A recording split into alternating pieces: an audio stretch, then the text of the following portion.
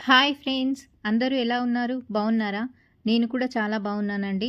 నేను మీకు ఈ వీడియోలో చెప్పాలనుకున్నది ఏంటిదంటే, జొన్న రొట్టె ఎలా చేస్తారో నేను మీకు చెప్దాం అనుకుంటున్నాను. జొన్న రొట్టె వేయడానికి ఫస్ట్ ఒక బౌల్‌లో హాట్ వాటర్ తీసుకొని దానిలో సాల్ట్ వేసుకోవాలి.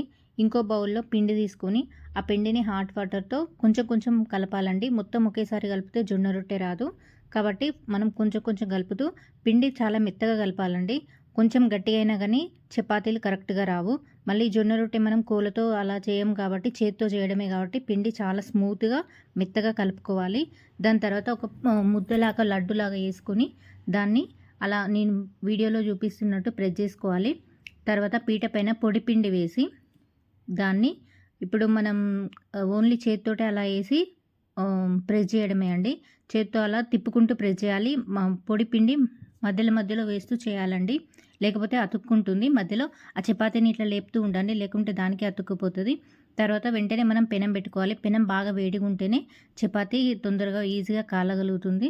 అలానే మనం చపాతీ చేసేప్పుడే ముందే పెనం పెట్టుకోవాలండి. లేకపోతే చపాతీ దానికి అతుక్కుపోయి మళ్ళీ తర్వాత మనం తీస్తామంటే రాదు. చూసారు కదా నేను ఎంత ఈజీగా తీసానో. అప్పటికి అక్కడ పెనం వేడైపోయింది. తర్వాత నేను పెనం పైన చపాతీ వేశాను. ఇది జొన్న రొట్టె కాల్చడం కూడా కొంచెం డిఫరెంట్‌గా ఉంటుందండి. మనం ఆయిల్ అది యూజ్ చేయొద్దు దీనికి. వాటర్‌తోనే కాల్చాలి. పైన కొంచెం ఒక క్లాత్ తీసుకొని దాంతోటి కొంచెం వాటర్‌తోటి తడపాలి. తడిపిన తర్వాత అది హాట్ అయిన తర్వాత చపాతీ మనం ఉల్టా ఎయ్యాలండి. అప్పటి వరకు ఒకసారి చపాతీ అతుక్కోకుండా చూసుకోవాలి.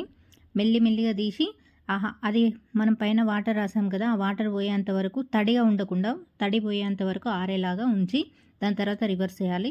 రివర్స్ చేసిన తర్వాత వీడియోలో చూశారు కదా ఎంత బాగా కాలిందో అలానే కాల్చుకోవాలి. 2 సైడ్స్ అలానే కాల్చుకొని అలానే తర్వాత ఇంకో చపాతీ అలా నేను చాలా చపాతీలు చేశాను. మీరు వీడియోలో చూస్తున్నారు కదా! అలా చేసుకున్నాను. చూసారు కదా ఎంత ఈజీగా నాకు వస్తున్నాయో. మీరు కూడా ఒకసారి ట్రై చేయండి.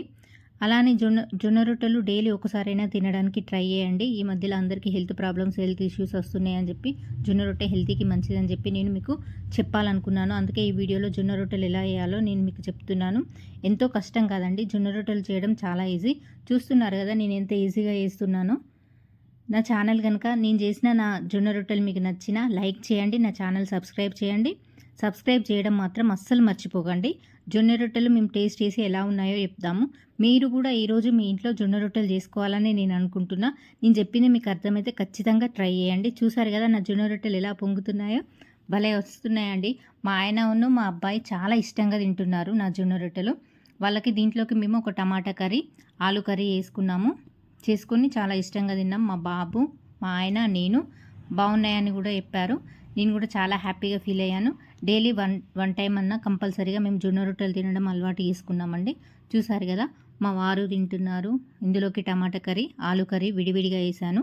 మా బాబుకి చాలా బాగా నచ్చాయి. ఫస్ట్లో స్టార్టింగ్ తినా అని అన్నాడు. దాని తర్వాత తినడం అలవాటు అయిన తర్వాత తను కూడా అలానే తింటున్నాడు. నా ఛానల్ని మాత్రం సబ్స్క్రైబ్ చేయడం అస్సలు మర్చిపోకండి. Thank you.